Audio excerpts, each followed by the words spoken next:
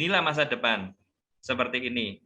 Nah, ini para pembatik, para UMKM harus mau adaptasi, mengikuti perkembangan teknologi dan mau belajar. Jangan cepat berpuas diri. Nah, karena dunia online inilah masa depan yang sebenarnya nantinya.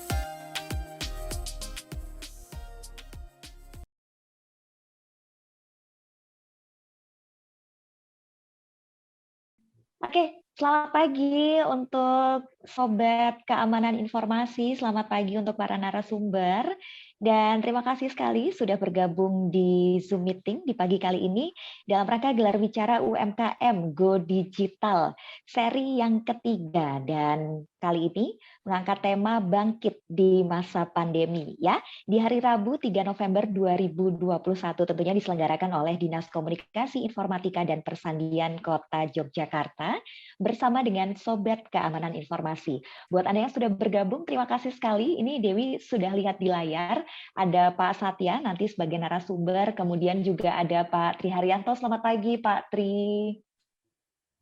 Kemudian juga ada Pak Heri Perwita juga ya, dan masih banyak lainnya juga, ada Mbak Dewi Ciptaningrum dari Dinas Kominfo dan Persandian, kemudian juga dari para Bapak Ibu sahabat UMKM yang insya Allah nantinya semua akan go digital dan juga go global. Terima kasih sudah bergabung, dan pagi kali ini saya Dewi Gunarto yang akan menemani Anda, memandu Anda untuk gelar bicara sampai 2 jam ke depan. Sebelumnya Dewi akan perkenalkan dulu 2 orang narasumber yang akan berbagi informasi sekaligus juga sharing pengalaman mereka. Pagi kali ini ada Bapak Satya Wiragraha selaku pengusaha batik dan juga owner Batik Harumi. Selamat pagi Pak Satya. Selamat pagi Mbak Dewi, Sehat Pak teman-teman. Satya? Ya. Alhamdulillah sekali. Kemudian juga nanti akan hadir Bapak Eka Indarto selaku trainer UMKM digital, sekaligus juga perwakilan dari Infotekno. Sebagai informasi, beliau ini yang membantu dan juga mengarahkan sekaligus mendampingi para pelaku usaha UMKM di Yogyakarta. Oke, sebelum Dewi bertanya-tanya, Dewi akan langsung aja ke Pak Satya Wiragraha. Pak Satya, sebelum kita ngobrol yang agak berat, yang agak sulit-sulit nih Pak Satya ya, meskipun nanti formatnya santai. Pak Satya, cerita dong awal mulanya terjun ke dunia batik. Ini kan kalau Dewi melihat rekam jejaknya Pak Satya, ini kan kuliahnya aja di teknik informatika Pak Satya, kemudian sudah pernah arsitektur. Teknik kimia, maaf. Teknik kimia, iya.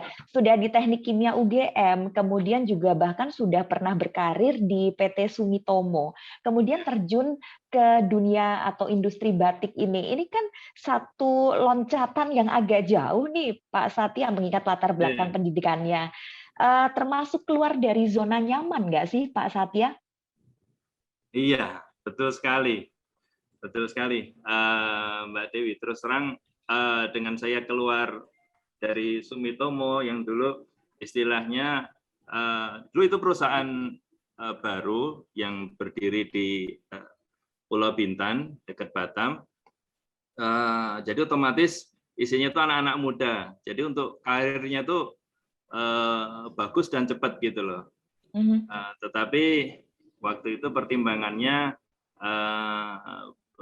saya kan diasuh sama Bude. Waktu itu Bude saya sendirian, Pak D sudah wafat. Saya jauh kalau ada di Bintan, sehingga untuk komunikasi bolak-balik segala macam kesulitan. Akhirnya saya putuskan untuk resign. Kebetulan juga waktu itu sudah menikah, pulang ke Jogja, terus ya mulai dari nol lagi itu Mbak Dewi. Iya, iya. Ini kan artinya harus banyak menyesuaikan, Pak Satya. Ada tantangan tertentu nggak yang dirasa saat, aduh, ini tadinya berkecimpung di dunia teknik, kemudian kalau terjun ke dunia batik, ini kan berarti ada di dunia tradisi, kemudian di dunia seni, begitu. Penyesuaiannya seperti apa, Pak Satya? Ya, mungkin dari kalau teman-teman yang lain lihat ya, wah enak ini Satya ini tinggal nerusin perusahaan batik dari Pak Ade dan Budenya. Sudah dulu ada waktu itu karena memang kita turun-temurun dari keluarga batik, dari eyang kami, beliau selain sebagai abdi dalam keraton juga beliau sebagai pengusaha batik itu sejak bahkan sebelum kemerdekaan, dan batik-batik beliau cukup terkenal. Kemudian diteruskan oleh putra-putra beliau, termasuk juga bude saya dan Pak D itu membuat batik dengan brand Anoman, sudah besar waktu itu, cukup besar.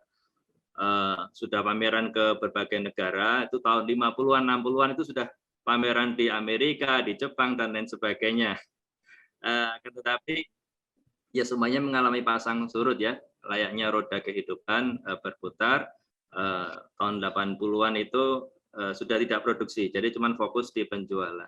Nah, ketika saya mulai masuk untuk batik itu tahun 2002 itu peralatannya itu sudah habis semua itu, Mbak.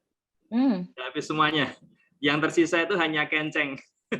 Kenceng itu apa, Pak Satya? Oh, baik-baik. Ya, untuk rebus batik. Sama ada buku tentang teori pembatikan yang diterbitkan oleh Balai Besar Kerajinan Batik Yogyakarta. Nah, itu yang saya gunakan untuk belajar, dan saya juga belajar ke Balai Besar Batik pada tahun 2002-2003. Kemudian ke Museum Tekstil Jakarta. Nah, dari situ kita mulailah untuk apa istilahnya kalau orang Jawa itu bribik-bribik ya. Mulai pendekatan gitu ya, Pak Satya ya.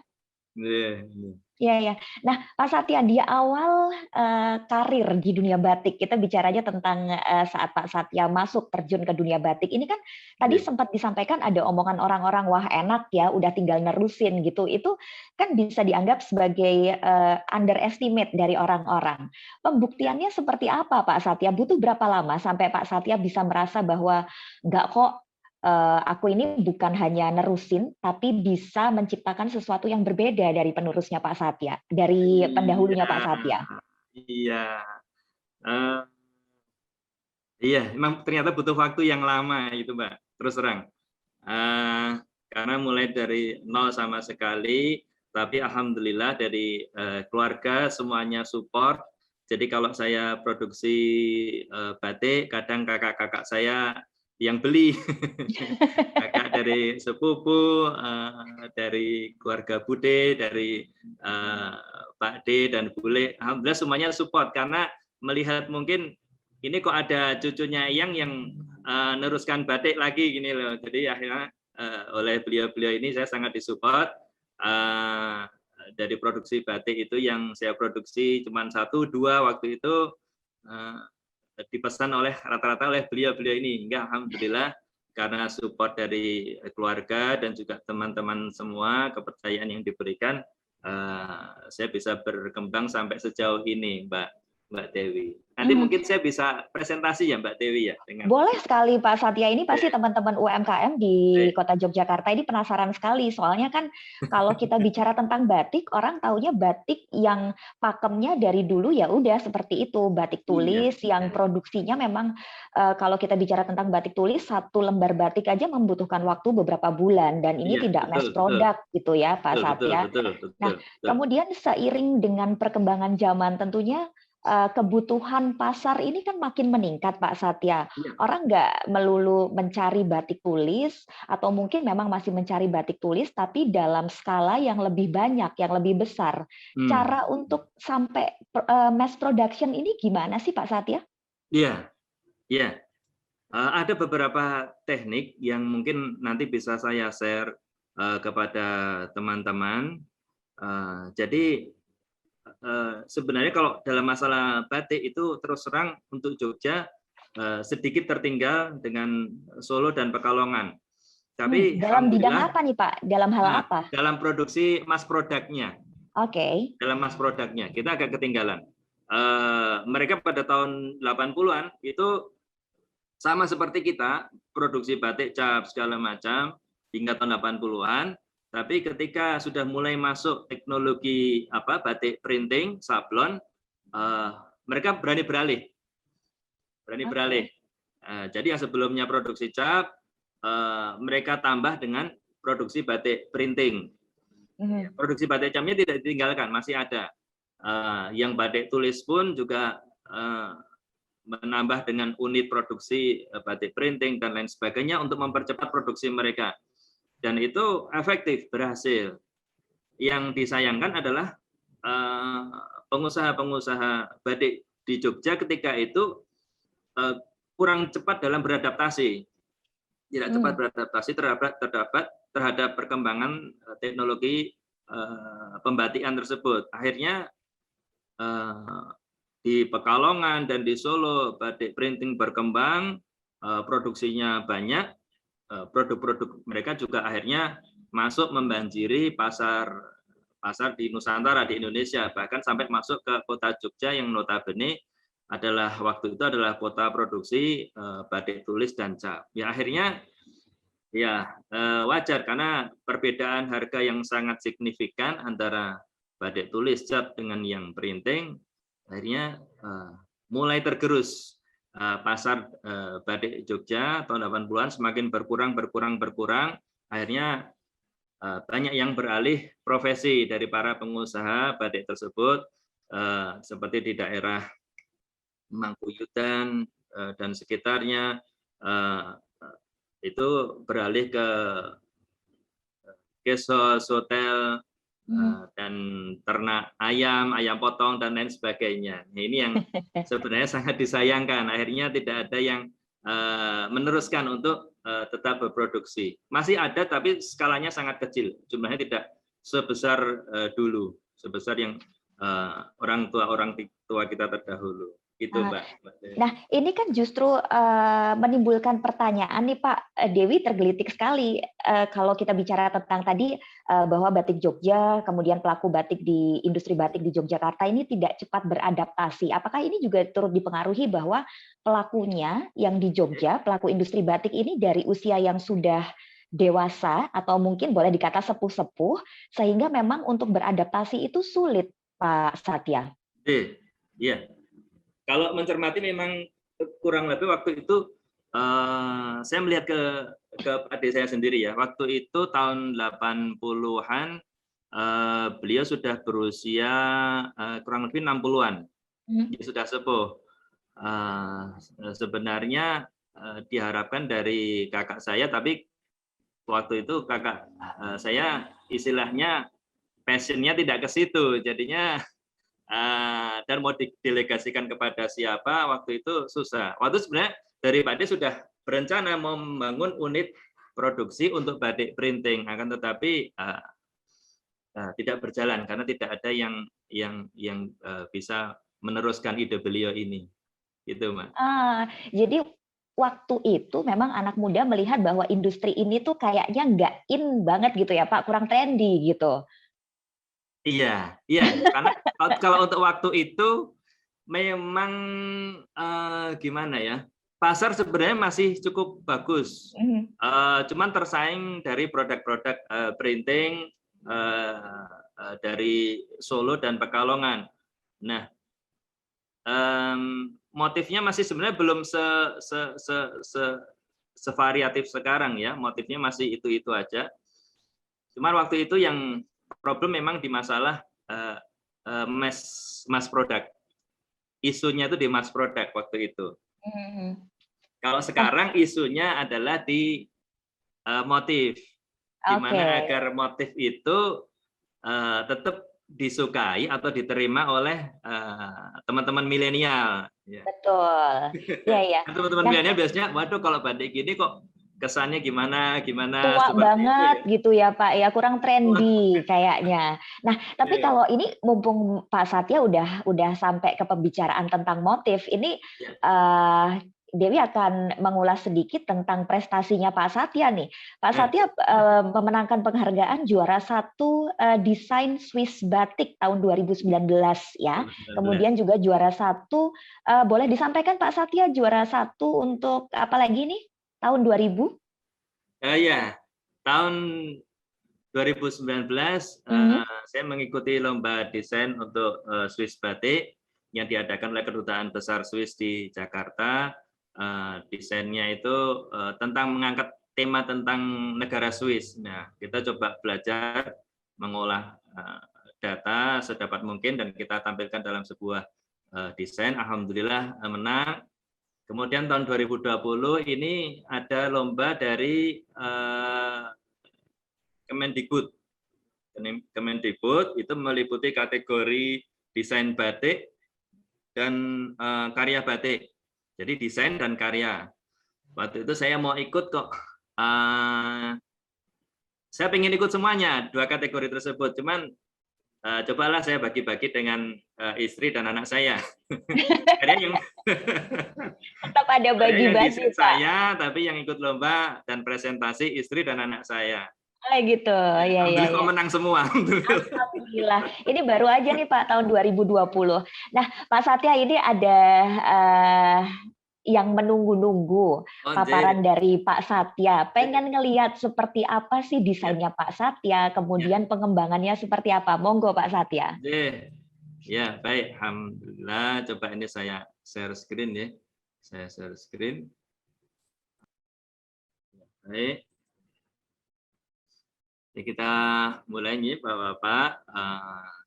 Yang saya hormati Mbak Dewi, Bapak-Bapak dan Ibu-Ibu dari Diskominfo Kota Yogyakarta dan juga teman-teman UMKM dan para hadirin di presentasi pada kesempatan pagi hari ini. Izinkan saya untuk akan menampilkan ya presentasi yang menggambarkan tentang mulainya batik Harumi. Harumi Batik ini atas nama saya Satya Wiragraha. Kita berdiri tahun 2003. Berdiri sejak tahun 2003 dan asal mulanya tentang pendirian Harumi Batik ini sebenarnya agak unik, sedikit unik. Nah, ini yang saya ingat itu adalah bantal. Kenapa kok bantal? Sarung bantal ya tepatnya ya. Karena pada waktu itu kita masih produksi dan menjual spray sebenarnya, spray, sarung bantal dan lain sebagainya. Pada tahun 2003 kita kedatangan seorang tamu yang cukup spesial, cukup istimewa. Mungkin Bapak, Ibu-ibu, para pengrajin atau pengusaha yang di Jogja atau para desainer cukup kenal dengan yang namanya Mbak Nita Azhar. Beliau ada seorang desainer senior, desainer fashion senior, dan biasanya kalau ada Miss World atau Miss Universe datang ke Indonesia, beliau yang membuatkan desain fashionnya. Itu pada tahun 2000, 2003, 2004 tuh kalau nggak salah beliau terus-menerus yang membuatkan fashionnya untuk Miss Universe tersebut. Nah, beliau datang ke tempat kami, ke toko kami, bukan toko ya waktu itu ya, rumah lebih tepatnya, untuk pesan sarung bantal batik, karena beliau tahu dengan record dari Pak Ade saya yang pengusaha batik cap, beliau pengen pesan sarung bantal batik. Ya kita happy-happy aja nerima orderan tersebut. Mas tolong dibikinin sambal dulu ya. Baik Bu, saya buatkan sambelnya. Akhirnya saya ke Pasar Beringharjo, ya karena kita tidak produksi, sudah tidak produksi ketika itu.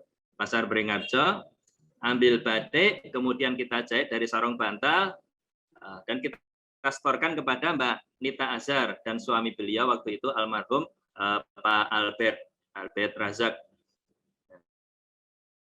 Saya serahkan, Mbak Nita senang, Pak Albert senang, harganya cocok. Mbak Nita cerita ini nanti untuk customer kita dari Jepang. Oh, alhamdulillah Mbak, semoga bisa berlanjut. Akhirnya kita berikan, Mbak Nita sampaikan ke customer lihat produknya langsung komplain. Ini bukan batik, ini namanya printing. Ini bukan batik seperti ini. Terus Mbak Nita komplain ke kami, marah-marahnya ke kami. Mas, gimana Mas? Ini kok bukan batik, ini printing seperti ini. Nah, waktu itu saya juga nggak ngerti loh, ini kan motifnya batik, kok bukan ini? Kok dikatakan bukan batik tapi printing? Nah, akhirnya justru dari situlah saya terpacu untuk kemudian belajar batik, karena sempat saya disentil sama beliau oleh Mbak Nita Azhar, Mas, jenengan itu dari keluarga batik kok malah nggak tahu batik. Wah, itu rasanya apa ya, jelek sekali itu rasanya. Terus langsung saya belajar tentang batik, saya coba lagi produksi batik, akhirnya batik menjadi passion saya ya. Ini jadi bermulai dari kejadian yang unik tersebut. Akhirnya sekarang kita produksi batik cap, Rumi memproduksi batik cap, kemudian batik tulis, meliputi tulis yang dikerjakan oleh para pembatik tradisional di atas bahan sutra, bahan ATBM, rayon, bahan katun, dan bahan-bahan alami lainnya. Kemudian selain itu, ini saya langsung berikan contoh kasus ya. Tadi ada pertanyaan dari Mbak Dewi. Gimana kalau mau produksi batik secara massal? Ya, ini kita ambilkan satu contoh. Ini proses pembuatan batik Padmanabha. Ini dengan teknik print malam, ya, dengan pewarnaan secara colet. Jadi motifnya itu tidak dicap, tapi dengan cara screen sablon, tapi yang diaplikasikan di atas kain itu adalah lilin malamnya. Lilin malamnya tidak dalam kondisi panas, tapi dalam kondisi pasta dingin. Kondisi pasta dingin setelah diaplikasikan di atas kain, ini di sini saya terlihat ya, di sini motifnya ini, motif-motifnya ini dari lilin dingin berupa pasta, diaplikasikan dengan screen sablon, kemudian setelah cukup kering baru dilakukan proses pewarnaan, ya, dilakukan proses pewarnaan. Nanti akan coba saya tampilkan videonya ya. Nah, ini kisah di baliknya itu, waktu itu dapat pesanan dari panitia, Mas Satya, ini bisa nggak jenengan produksi batik untuk para alumni, tapi waktunya mepet. Jumlahnya ya waktu itu sekitar bisa antara 80 atau 100-an, tapi jumlahnya banyak. Waktu itu saya terpikir, wah ini yang targetnya adalah para alumni yang beliau adalah public figure beberapa, sehingga saya ingin mendesain suatu batik yang bisa menonjolkan karakter mereka dan karakter institusi mereka. Sehingga saya bikin batik itu yang agak kuat karakternya, besar gitu loh motifnya. Dan apalagi Padmanabha kan merah ya, terkenal dengan warna-warna merahnya. Ini saya buat gambar sederhana seperti ini. Gambarnya tidak terlalu kompleks, kemudian dilanjutkan dengan proses pembuatan screen dan selanjutnya pewarnaan dan lain sebagainya.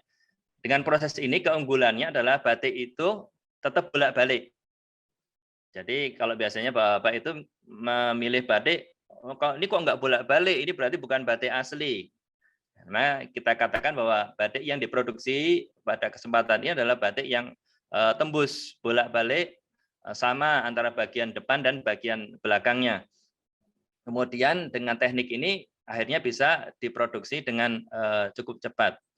Ini saya tampilkan videonya, yes, sebentar. Seperti ini.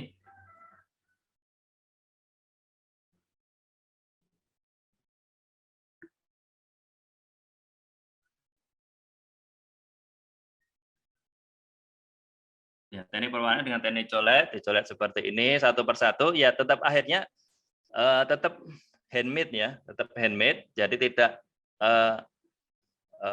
sepenuhnya printing, tapi tetap handmade.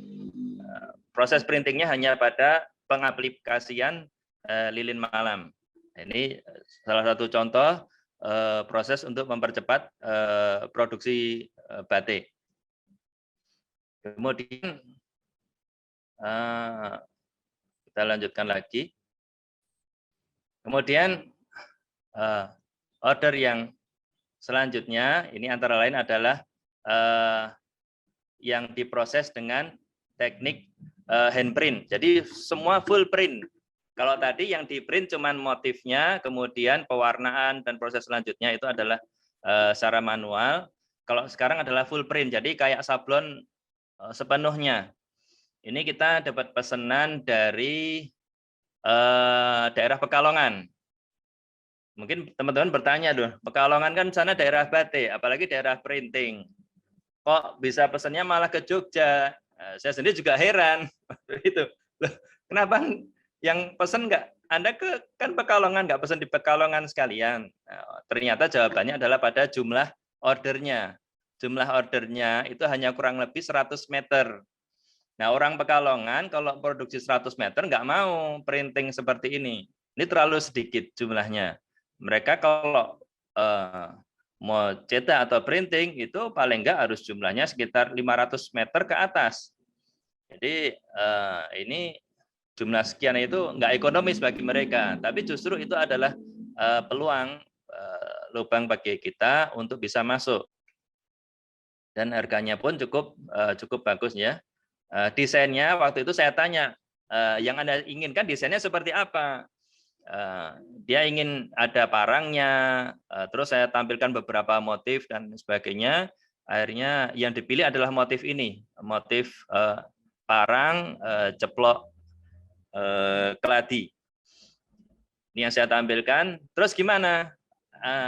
Anda inginkan desainnya? Oh, karena ini jambu, saya ingin dominan warna hijau. Kemudian ada buah jambunya. Wah, mikir juga ini gimana ya caranya. Akhirnya saya set ini warna hijau, kemudian kemudian motif yang ada di sini, kemudian saya ubah menjadi daun jambu. Kemudian yang motif yang ada di tengah ini saya ubah menjadi buah jambunya yang dibelah, yang warnanya merah. Akhirnya saya berikan kepada beliau dalam bentuk gambar yang saya olah dari alat dengan Corel Draw. Corel Draw itu alat untuk apa? Membuat gambar secara digital nih. Seperti itu. Akhirnya beliau oke, baru kemudian kita lanjutkan produksi. Batiknya seperti ini. Ini diproduksi dengan teknik full print. Jadi warna hijau-hijau seperti ini dan bagian tengahnya ada warna merah. Waktu itu ketika saya berikan demikian, saya awalnya rekomen 3 warna saja supaya lebih cepat. Dia nggak mau, saya pengen ada warna lainnya, warna merah. Jadi akhirnya 4 warna. Ketika naik 4 warna saya tanya, Pak, ini kalau 4 warna prosesnya lebih lama, harganya nambah, gimana? Oke, nggak masalah. Ya, alhamdulillah kalau gitu.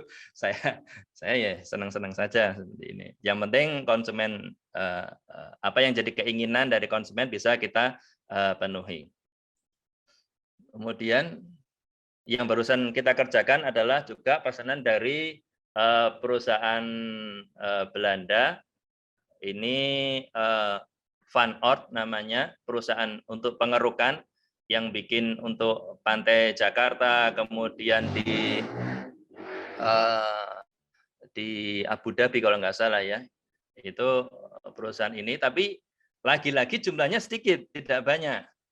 Jadi desain untuk batik Van Oort ini desainnya minta eksklusif yang menggambarkan karakter perusahaannya, jumlahnya cuma 50 meter. Dia minta pengerjaannya dalam waktu cepat, motifnya baru. Ya, ini merasota lagi nih. Aduh. Ya, karena karena senang desain ya. Ya. Nah, ini kemudian karena dia perusahaan bergerak di lebih banyak marine, laut, akhirnya saya buat tentang biota tumbuhan laut dan lain sebagainya. Saya buat gambar, oret-oretan, kemudian saya scan, kemudian saya olah dengan Corel Draw. Ini ada ombak dan lain sebagainya. Ini sebenarnya ada gambar ikan-ikanan dan lain sebagainya, tapi tidak sempat saya upload. Ini gambarnya saya scan, kemudian saya olah dengan file grafis ya, program grafis. Akhirnya jadi seperti ini. Ini batik untuk Van Oort. Di sini ada gambar ombak, gelombang, kemudian kondisi di dalam lautan. Ya istilahnya karena mereka bergerak di bidang konstruksi laut, tapi mereka tidak ingin merusak biota laut, maka saya tampilkan kondisi demikian yang istilahnya biota lautnya masih terjaga dengan baik. Dan ini adalah kapal yang dimiliki oleh perusahaan tersebut. Ini desain yang kami buat. Nah, sampai ke Swiss-nya tadi menjawab pertanyaan dari Mbak Dewi tentang desain batik Swiss. Ini tahun 2019. Alhamdulillah kita juara 1 untuk lomba desain batik Swiss diselenggarakan oleh Kedutaan Besar Swiss. Ini batik yang kita desain, yang dikenakan oleh Mas sebagai modelnya ini. Kalau Masnya yang di belakang ini model tapi sudah tua. Ya, ini gimana mencipta desain ini? Ya, dulu waktu itu tantangannya lombanya desainnya disusun sedemikian rupa dengan teknik cap. Harapannya itu bisa diproduksi dengan teknik cap. Ukurannya 18 kali 18. Ini ukurannya 18 kali 18. Kemudian bisa diproduksi dengan teknik cap.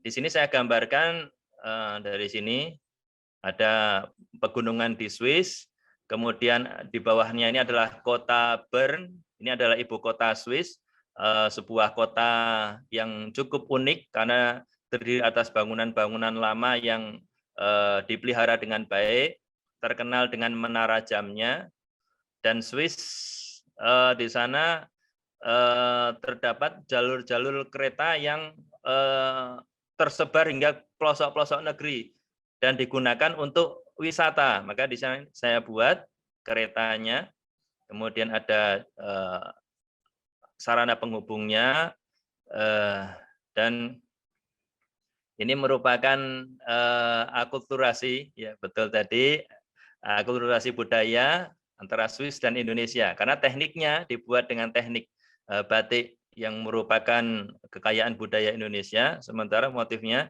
mengadopsi motif Swiss. Ya akhirnya teknik batik ini dibuat dengan cara batiknya diputar, capnya itu jalannya muter dari sini, kemudian capnya diputar untuk ngecap ke sini, kemudian diputar lagi untuk yang di sini dan ke sini. Jadi jalannya muter. Ini kalau pembatik-pembatik lama sudah tahu teknik seperti ini. Ya, tapi sekarang sudah tidak begitu populer karena cukup susah. Jalannya muter-muter terus.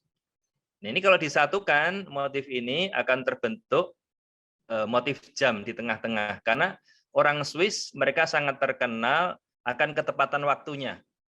Seperti orang Jepang, mereka sangat menghargai waktu dan juga mereka termasuk produsen jam yang terkenal di dunia seperti ya Mido, kemudian Rolex dan lain sebagainya.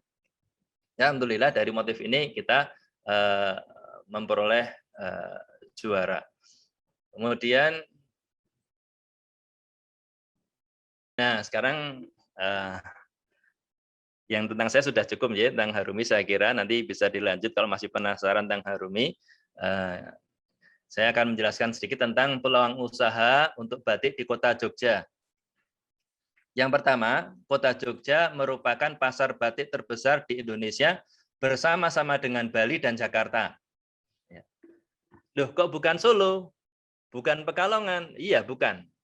Solo dan Pekalongan termasuk produsen batik yang besar dan terbesar mungkin ya untuk di Indonesia. Akan tetapi pasar market untuk Indonesia lokal itu adalah justru di Jogja.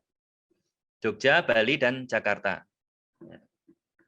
Kemudian, nah ini merupakan suatu peluang.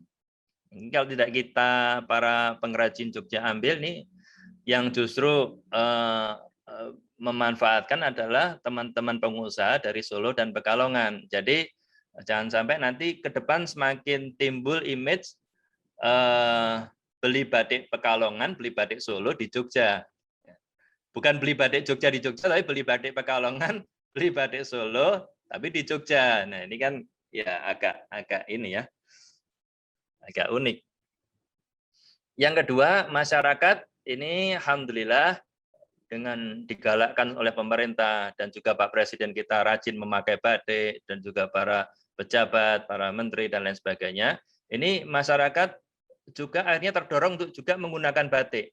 Ya, masyarakat menggunakan batik dalam berbagai event, acara atau sebagai ciri perusahaan, komunitas, seragam kantor dan sekolah. Ini suatu hal yang patut kita syukuri sehingga batik semakin tumbuh berkembang di mana-mana, di Kulon Progo, di Gunung Kidul, di Bantul terutama, yang sama sekali waktu itu kita tidak terpikir, oh kok batik bisa muncul di sana, di sana, di sana, dan lain sebagainya. Kemudian masyarakat internasional sudah sangat cukup mengenal dan menghargai batik sebagai karya seni yang bernilai tinggi. Ya, sehingga kalau kita jualan di marketplace luar, itu kadang kita tampilkan nama batik itu cukup banyak ininya yang berjualan. Tidak hanya orang Indonesia saja yang jualan batik, bahkan orang dari India, tetangga sebelah, kemudian Jepang dan Amerika bahkan itu mencantumkan nama batik pada produk-produk mereka. Ya, kemudian Kota Jogja sebagai kota batik. Nah ini yang wajib disyukuri oleh para UMKM Jogja. Kota Jogja ini sebagai kota batik cukup dikenal dan diakui oleh masyarakat baik lokal maupun internasional. Sehingga kalau ini ada kasus ya, ada dari Sulawesi pesan batik ke kita, dia udah jalan-jalan kemana-mana, tapi endingnya dia merasa lebih mantap kalau pesan batiknya itu ke Jogja. Jadi kenyataan. Jadi ya itu dan apalagi Jogja terkenal sebagai kota batik dunia. Ya ini sebenarnya orang Pekalongan Solo juga patut cemburu nih ya. Produksi batiknya banyak di sana, tapi kok yang diberi brand kota batik dunia Jogja. Tapi sebenarnya itu didukung juga oleh adanya sentra-sentra daerah-daerah produksi batik tradisional di Jogja, seperti Imogiri, kemudian daerah Lendah, Kulon Progo, Pajangan di Bantul, kemudian Ngawen di Gunung Kidul. Nah, cuman sekarang kota Jogja ini gimana? Yang dulu merupakan pusat produksi batik. Semua produksi batik awalnya itu terpusat di sekitar keraton. Kemudian berkembang menjadi batik cap, batik tulis, batik cap, dan lain sebagainya. Akan tetapi seiring zaman, kok malah kota Jogja nggak banyak produksi, produksinya malah justru di daerah-daerah seputaran kota Jogja. Nah ini monggo kepada para warga Jogja, UMKM, ini karena Jogja termasuk destinasi wisata, banyak kunjungan wisata di daerah Taman Sari, dan lain sebagainya. Dan ke depan nanti wilayah Beteng itu akan dikembalikan sebagaimana dulunya. Ini akan banyak wisatawan yang membanjir ke kota Jogja. Tentunya ini kesempatan untuk kita menampilkan produk batik yang asli dari kota Jogja sendiri. Jadi juga bisa bekerja sama dengan daerah yang lainnya terutama. Kemudian peluang lainnya, ya ini yang saat ini saya rasakan adalah tidak banyak warga Jogja yang memiliki usaha produksi batik. Kalau toko batik banyak, banyak sekali, berlimpah. Cuman yang mereka memproduksi sendiri itu yang jarang, sudah sangat jarang. Di Koperasi Batik Senopati pun ini dari laporan pengurus hanya tinggal mungkin 10 anggota dari jumlah ratusan, tinggal 10 yang memproduksi batik. Tentunya ini sangat disayangkan. Kemudian peluang juga, ya ini Kota Jogja merupakan kawasan destinasi wisata utama yang akan terus berkembang. Ya. Jadi kalau ungkapannya kalau tidak sekarang kita mulai, ya kapan lagi? Ini peluang seperti ini. Baik, kemudian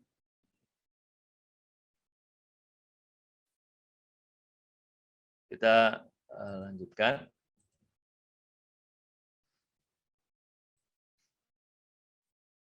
Ya, tantangan usaha batik untuk Kota Jogja. Ini tantangan terbesar, sebenarnya bukan tantangan, tapi ini saya anggap sebagai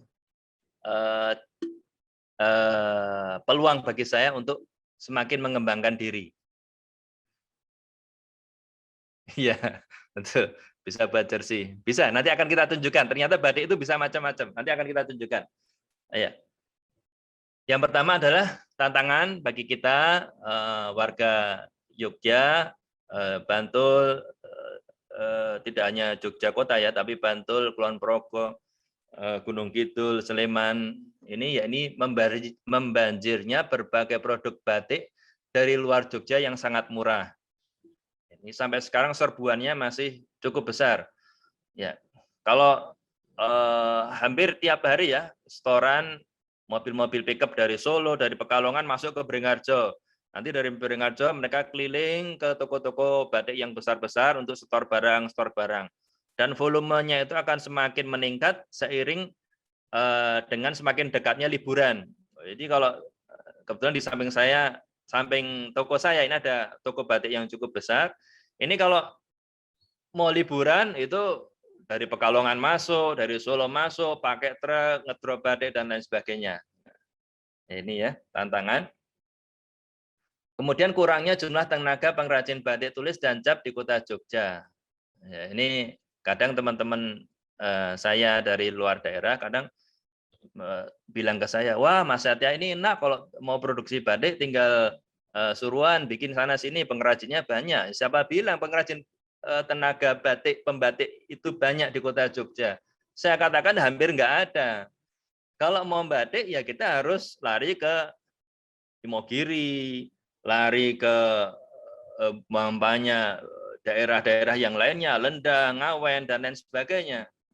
Susah. Jadinya, tapi itu ada baiknya juga karena dengan kita memberikan job kepada ibu-ibu atau para pembatik yang di Imogiri, mereka juga ekonominya juga ikut terangkat. Ada baiknya seperti itu. Tapi untuk Kota Jogja sendiri tidak banyak tenaga yang batik. Yang maksud saya yang batik bukan desainer batiknya ya, tapi yang batik yang menggunakan canting, mengaplikasikan lilin untuk Kota Jogja sudah sangat jarang.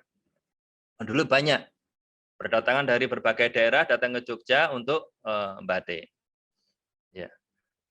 Kemudian yang berikutnya adalah sikap idealis yang berlebihan dari para pengusaha batik Jogja dan kurang adaptif terhadap perkembangan.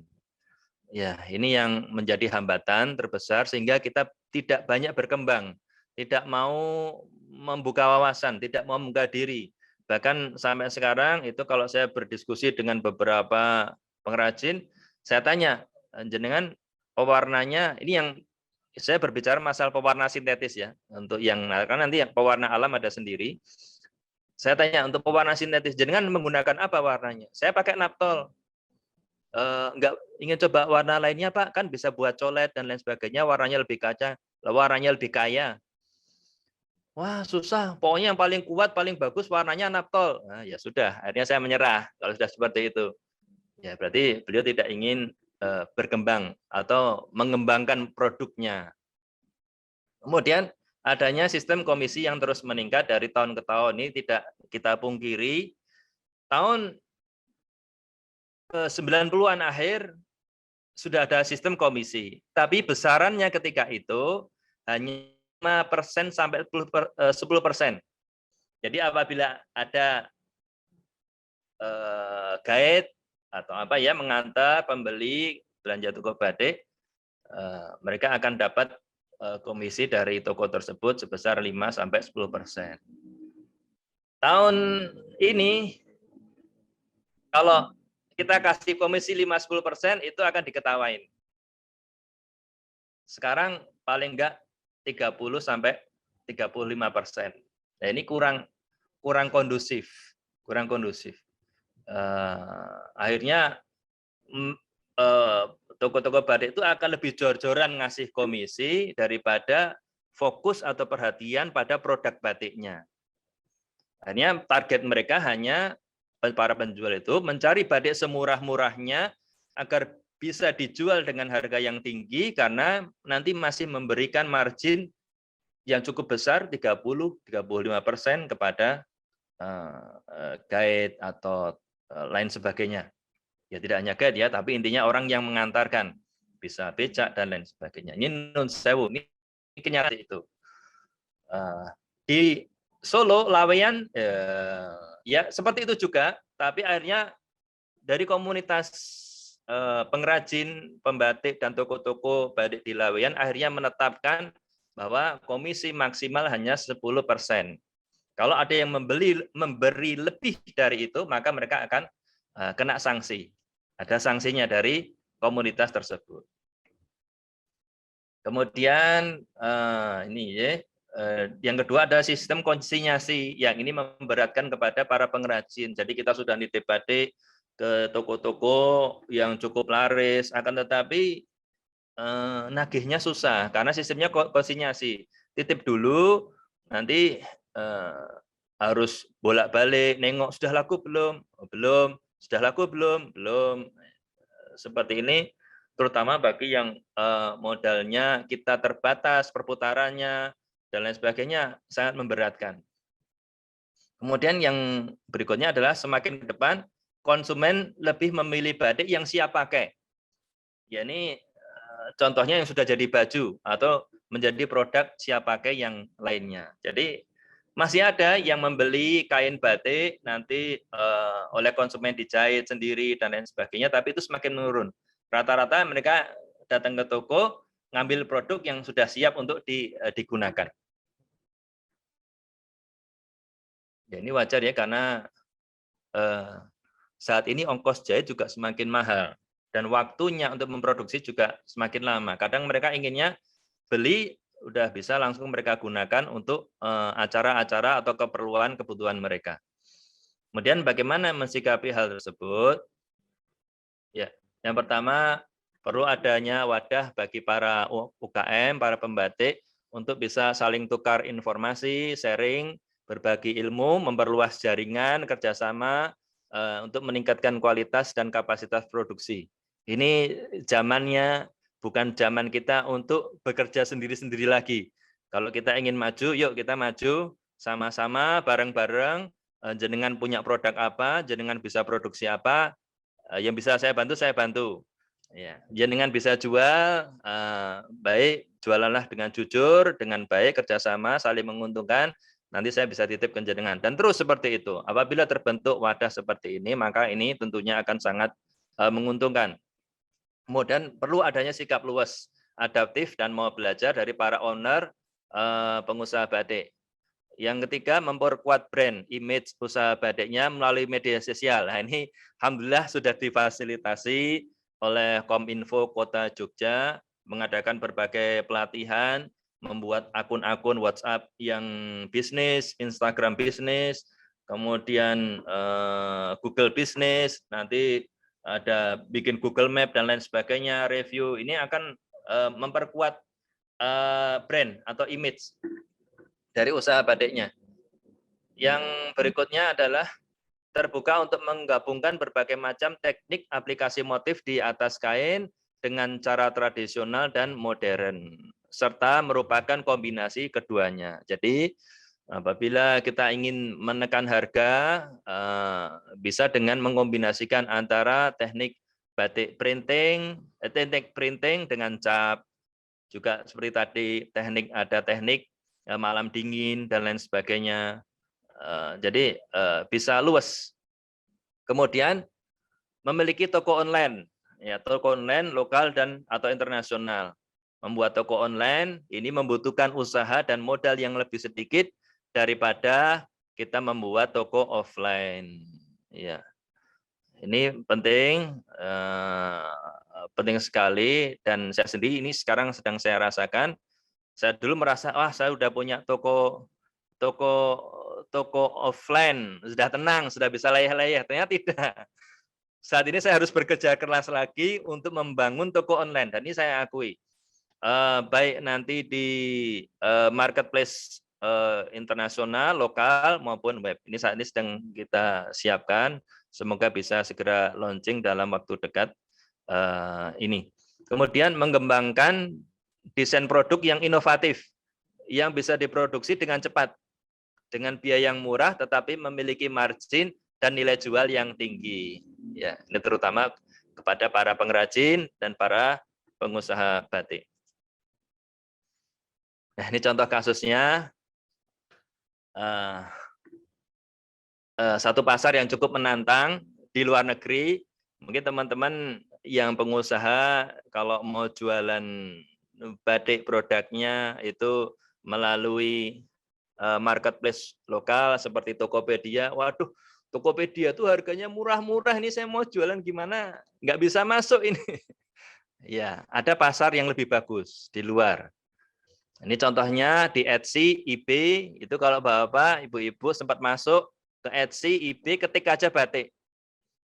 Harganya bagus-bagus. Seperti ini contohnya, ini syal, bahan sutra, dijual dengan harga, ini udah di kurs rupiah ya, 1.650.000. Ini salnya sepanjang 1,75 meter, lebarnya itu 60 cm. Dijual dengan harga ini. Tekniknya tulis, pewarnaannya biasa. Simple. Ya. Ini saya yakin teman-teman pengrajin bisa membuat seperti ini. Insya Allah. Nah, ini dijual harga bagus, walaupun ini masih dipotong komisi ya. Komisi untuk Etsy biasanya 15%. Jadi 100.650.000 nanti dipotong 15% untuk komisi Etsy. Kemudian nanti ada tergantung dari penjual, apakah memasukkan biaya pengiriman ke dalam komponen harga. Ini biasanya termasuk strategi promosi ya. Jadi dijual ini batik ini, ongkirnya free, kirim ke seluruh dunia. Ya, sudah kita masukkan komponen biaya pengiriman di sini. Bisa. Banyak Etsy, eBay, dan teman-teman saya pengrajin-pengrajin, pengusaha batik di Solo, banyak yang mereka jualan di eBay, daster-dasternya. Nah, masuk aja Bapak ke eBay, klik aja daster batik atau apa yang namanya ya, kaftan batik, nanti akan muncul. Cuman kalau di Etsy, tampilan produknya lebih meyakinkan. Diperagakan oleh ada model dengan foto berbagai macam posisi pengambilan gambar, ada videonya. Jadi lebih gimana ya, lebih eksklusif lah. Kalau eBay kadang digantung bajunya, digantungan, di hanger, ditaruh di manekin dan lain sebagainya, itu sudah dijual. Tapi harganya di eBay lebih murah daripada di Etsy. Ya, tapi masih kita bisa masuk di sana, masih bisa. Kemudian, nah ini untuk desain inovasi produk ya, inovasi produk. Ini terus terang saya banyak belajar dari beliau yang saya anggap sebagai guru walaupun tidak langsung, ya ini kepada beliau Pak Iwan Tirta, almarhum Iwan Tirta, dan juga guru beliau Gotik Swan yang ada di Solo. Saya banyak terpengaruh oleh desain-desain beliau, karakter batik beliau. Ini desain beliau itu memiliki karakter sederhana, mudah dipahami, dan memiliki karakter. Ya, desainnya bisa diterima oleh berbagai generasi dan tetap memiliki karakter dan memiliki akar kepada tradisi. Nah, seperti ini kita lihat sederhana, batiknya tidak rumit, tidak jelimet, gampang dipahami, orang asing pun juga paham, tapi masih memiliki akar budaya lokal. banyak yang saya terpengaruh dari beliau, terutama seperti ini, batiknya sederhana, tidak terlalu rumit, warnanya pun juga hitam dan biru, putih. Ini lebih sederhana lagi batiknya dan sebagainya ya. Yang perlu inovasi dari para pengrajin saat ini adalah proses produksi, gimana mempercepat produksi agar bisa diproduksi secara massal dan harganya pun bisa murah.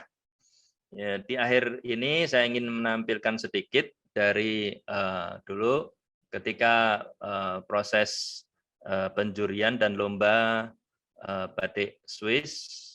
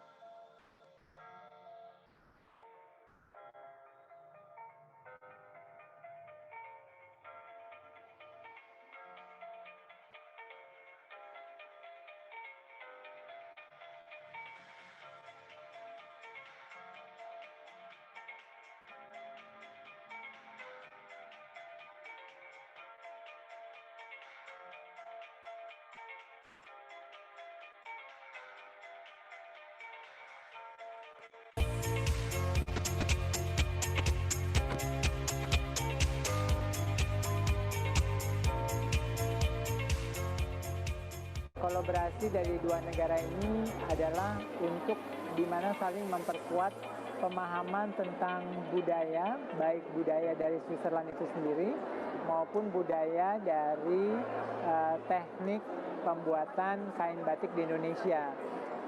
Umumnya biasanya desain-desain yang dibuat di atas kain-kain batik di Indonesia tentunya terinspirasi oleh warisan budaya di Indonesia itu sendiri.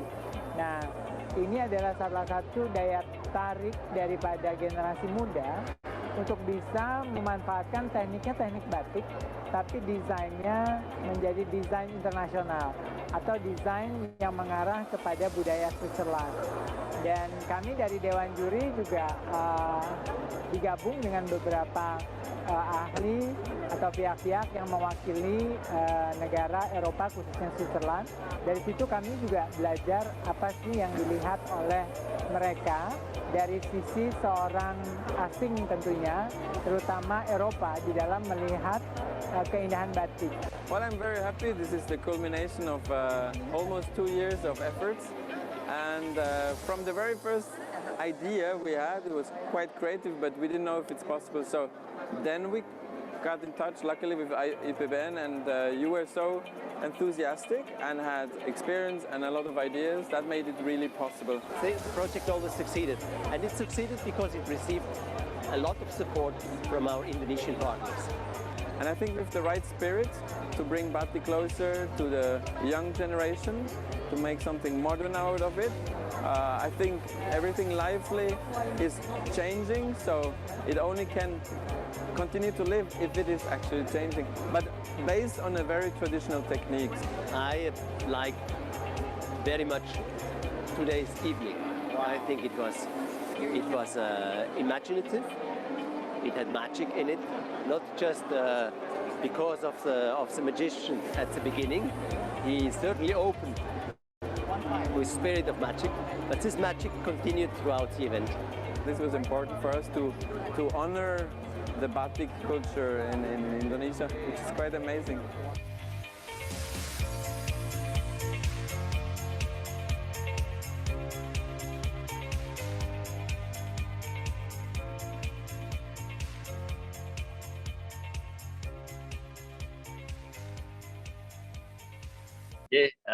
itu mungkin untuk presentasi dari saya. Terima kasih kepada semuanya para peserta. Ini harapan kami bagi para pengrajin, tetaplah berinovasi, tetaplah berkreasi, dan peluang itu banyak. Tidak harus semuanya itu harus diwujudkan dengan modal yang besar. Kadang dengan ide dan kemampuan berkreasi itu pun sudah bisa kita jual secara online. Ini sebelum menutup, ini saya berikan satu contoh. Ini saya memiliki produk desain-desain yang saya jual melalui Shutterstock. Ini saya hanya bermodal desain saja.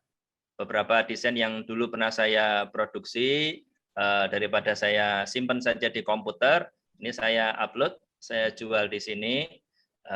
Cuman kalau di Shutterstock itu nilainya sudah ditentukan oleh pihak Shutterstock. Ini produk-produk kita. Jadi kalau sudah tidak ada alasan lagi, wah saya nggak punya modal Mas untuk bikin batik, beli kain dan lain sebagainya. Ya saya tanya, jenengan bisa gambar nggak? Bisa oret-oret enggak? Ya, bisa gambar oret-oret ya nanti bisa diupload di Shutterstock. Ini gambarnya bisa jualan. Walaupun memang butuh proses. Karena pasang di sana tidak langsung laku. Ini saya dulu awalnya cuma pasang beberapa gambar, 1, 2, 3. Ini 3 bulan nggak ada yang nengok. Bulan keempat mulai ada yang beli, ngambil. Walaupun kalau Shutterstock nilainya nggak besar ya. Nanti kalau sudah mencapai $50 baru ditransfer. Seperti itu. Jadi mungkin Bapak juga, Ibu-ibu mungkin perlu siapkan juga untuk rekening seperti PayPal dan lain sebagainya untuk pembayaran secara online, Payoneer dan lain sebagainya. Payoneer, maaf. Kemudian untuk yang lokal ada nggak? Yang lokal toko demikian ada nih di Tokome. Ini saya jual produk saya. Saya beli nama toko saya. Ini barusan masukan dari salah seorang teman sahabat dekat saya. Mas jual aja jenengan desainnya di Tokome. Tokome.id ini toko saya ini. Baru 2 desain yang saya upload. Ya, jadi ini belum berwujud produk, jadi belum, baru desainnya, tapi oleh toko tersebut di apa ya namanya ya, diproyeksikan ke produk-produknya, nantinya jadinya seperti ini. Ya, ada sarung bantal dan lain sebagainya, lucu-lucu. Ini kalau Bapak Ibu mau ngelarisi ya silahkan, nanti bisa ke ngelarisi produk saya. Ini tiap kali ada pembelian produk ini, umpamanya kaos, maka saya dapat komisi dari Tokome. Nilai komisinya berapa terserah kepada Bapak Ibu untuk menentukannya. Wah, saya capek ini bikin desainnya berhari-hari, saya ingin komisi saya tiap kali penjualan 50.000, ya nggak masalah, silakan. Jadi Pak Satya, kalau udah ngomongin tentang komisi, tentang cuan, tentang uang, nanti nggak selesai nih Pak Satya. Iya, ini betul. pasti akan banyak pertanyaan. Nanti kita keep dulu ya Pak Satya ya. Ini karena memang juga sudah ada pertanyaan yang masuk. Tapi siang kali ini Dewi mau sapa dulu untuk Pak Eka Indarto. Selamat siang Pak Eka, sudah hadir nih ya. Selamat siang Mbak. Aduh, kabar baik Pak Eka. Ya, alhamdulillah baik. Ya. Aduh, baru aja selesai memberikan kuliah ya Pak Eka ya? Iya. Ini begitu selesai kasih kuliah mahasiswa, sekarang Dewi todong lagi nih Pak Eka. Tadi kan sudah ada paparan nih dari Pak Satya dengan batik haruminya yang bahkan sudah go internasional, sudah merambah pasar luar lewat beragam aplikasi toko online gitu ya di luar. Nah, kalau kita tarik lagi ke khususnya Kota Yogyakarta nih Pak Eka, seperti apa sih sekarang pelaku UMKM di Yogyakarta ini untuk bersiap untuk go digital dan go global, Pak Eka? Baik ya, Mbak Dewi, perlu sabar saja atau perlu nampilkan ya? Sedikit. Boleh Pak Eka, monggo ditampilkan slide-nya seperti apa Pak Eka? Sampun muncul nggih, Mbak nggih? Ampun Pak Eka, nggih. Ya.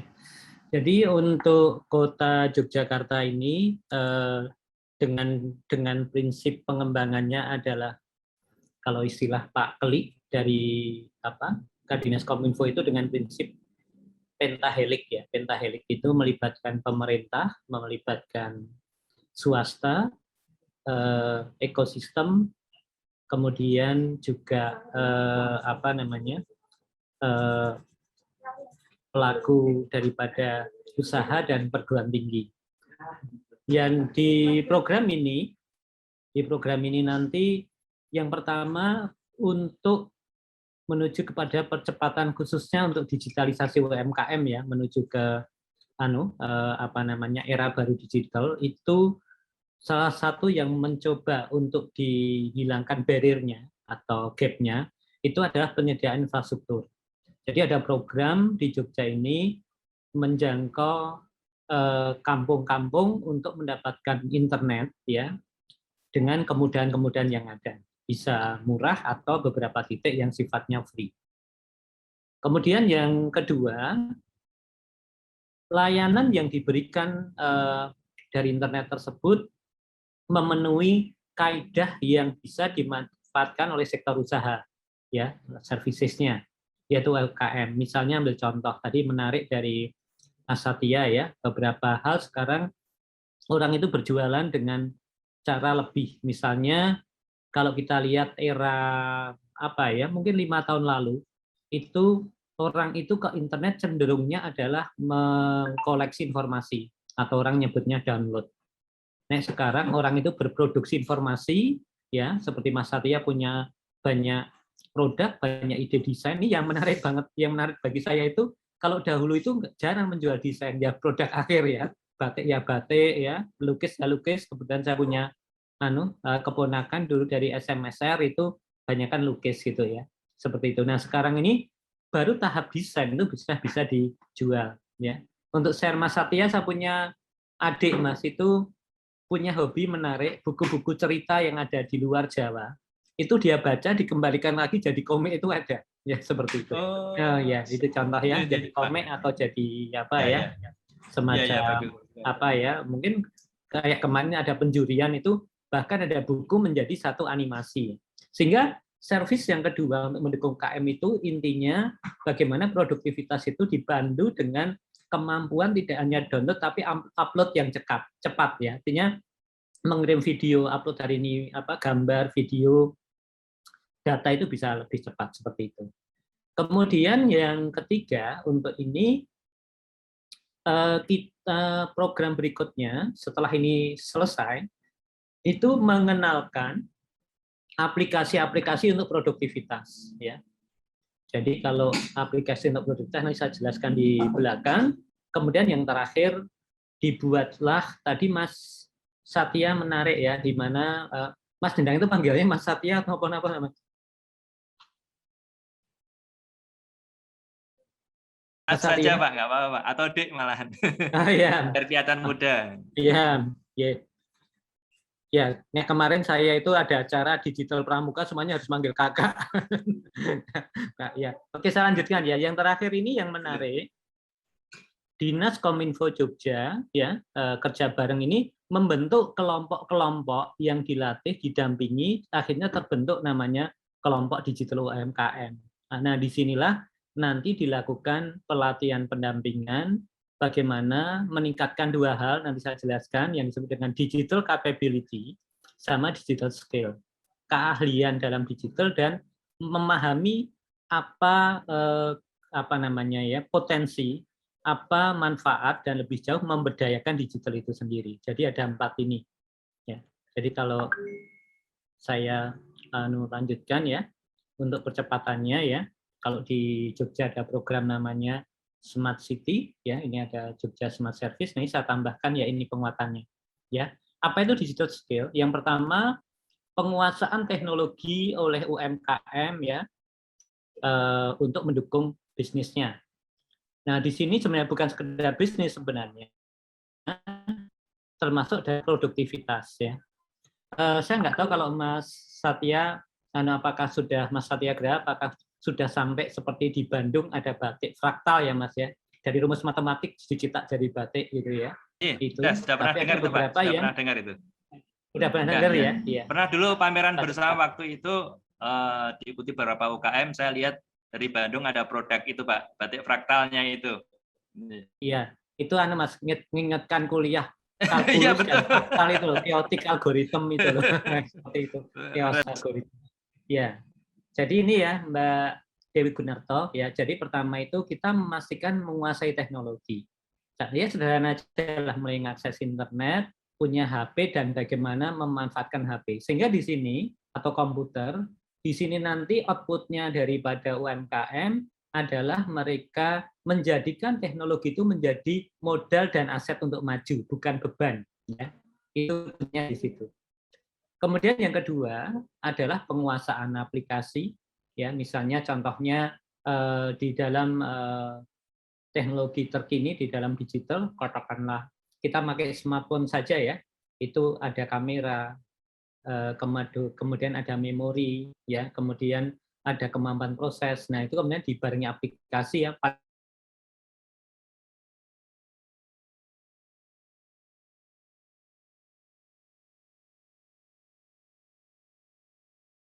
Sudah digunakan gitulah, seperti itu. Kemudian yang berikutnya setelah itu berkreasi dengan itu, dengan konten tadi ya. Tadi saya lihat Mas Satya cukup bagus dalam pengambilan gambar sehingga gambar itu mudah di-upload ya. Kemudian kalau perlu model ya dan lain-lain atau pakai model storytelling yang outputnya jadi video produk itu juga bisa.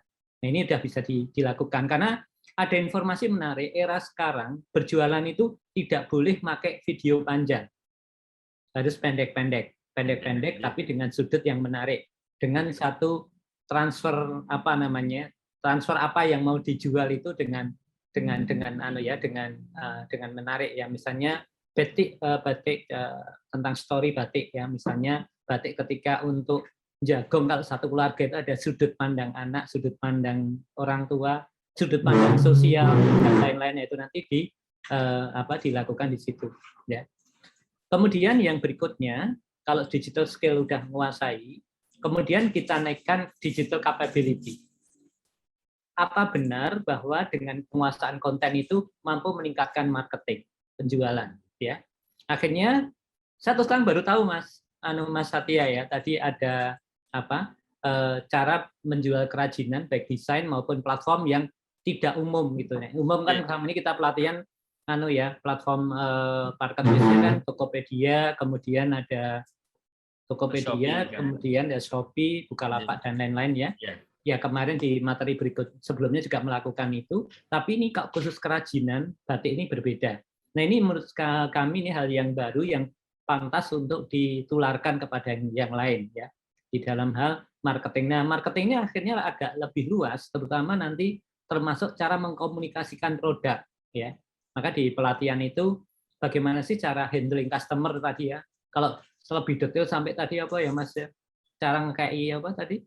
Maringi fee ya tadi fee, ya, komisi. Nah itu teknik, karena begini di marketplace yang dibuat itu nanti pasti ada 4 nilai yang muncul. Yang pertama tentang kapabilitas layanan, apakah dia mampu meng-create satu diskon, apakah dia mampu meng-create satu model transaksi, apakah dia mampu meng-create tadi ya cara untuk mendapatkan fee-nya tadi ya, itu ya, kemudian pilihan-pilihan delivery dan transaksi. Nah itu nanti itu akan dilatih ketika sudah ini namanya digital capability ya, sejauh mana digital mampu membantu KM. Kemudian yang berikutnya capability yang lain adalah menjadikan piranti digital ini untuk transaksi gitu ya. Masih ada Mas, tolong Mas Satya dikirim ngagem wesel. Semoga udah nggak ada ya. Ya itu ya. Jadi ini yang kedua adalah transaksi gitu ya. Seperti Mbak Dewi kan ya Mbak ya, nanti ada yang dikirim berapa hari, ada yang COD, kemudian transaksinya mau bagaimana ya. Tapi ini lucu juga Pak Eka sempat menyinggung wesel. Waduh ketahuan tahunnya Pak Eka. Iya, dulu tuh ada wesel dan telegram, Mbak. Telegramnya itu model banget tuh Pak. Cuman sekarang udah mulai beralih ya. Ya, oke ya. Jadi transaksi ini menarik karena transaksi ini nanti ketika nanti diskusi ini kita perlebar suatu saat, semoga Mas dari Diskominfo juga mengundang perbankan adalah bagaimana transaksi didukung dengan permodalan, Mas. Ya tahu-tahu Mas Satya mendapatkan order banyak, perlu modal cepat untuk ngejar 3 bulan gitu. Nah itu contohnya.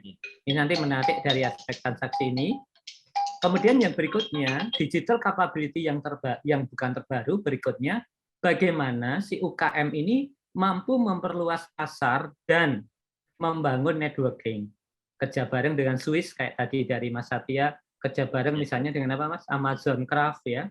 Kemudian dengan Diaspora, kerja bareng dengan Pekalongan, Solo dan sebagainya sehingga menjadikan market ini lebih luas dan mendapatkan satu income yang lebih besar lagi. Nah, ini penting nih, kapabilitas digital di dalam membangun jaringan ya seperti itu. Ya.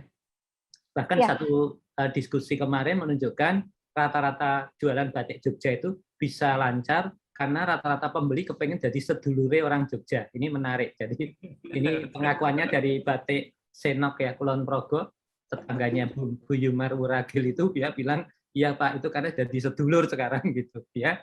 Seperti itu. Pak Eka, saya potong sedikit mungkin ini kan proses pendampingan ini sudah berjalan di beberapa wilayah Kota Yogyakarta gitu ya Pak Eka ya. Dari penguasaan teknologi, kemudian kreasi konten dan juga aplikasi. Nah, kalau kita bicara tentang pemodalan Pak Eka, apakah ini juga didampingi atau kemudian diberikan akses perbankan yang dijembatani juga oleh Pak Eka, Pak? Untuk tahap awal ini, kegiatan itu sebenarnya secara garis besar ada 2. Yang pertama adalah lebih kepada basic mengenai basic untuk digitalisasi UKM. Nah, basic itu masih umum, Mbak, kayak membuat konten, mengenalkan tadi ya, pilihan teknologi, kemudian bagaimana berkreasi di atas itu. Itu yang pertama. Kemudian yang kedua, itu bagaimana bisnis mereka bisa muncul di internet atau mudah dicari. Nah, itu nanti ada program namanya pengenalan Google My Business ya. Kemudian bagaimana mengelola sosial media, kemudian pilihan daripada marketplace. Nah, next-nya itu nanti akan ada kustomisasi, terutama mereka yang sudah advance ya.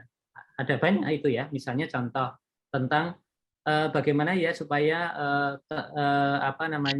packagingnya bagus gitu ya untuk dikirim. Ya kan banyak ya Mbak ya orang itu membeli produk karena juga packagingnya bagus gitu ya. Betul, karena lucu Pak, terutama untuk yang putri-putri ini kan kalau ngelihat sesuatu tuh mungkin memang berdaya guna, tapi yang pertama dilihat lucu ya, gitu loh Pak Eka. Iya, jangan-jangan Mas Satya itu kelihatan lucu jadi batiknya.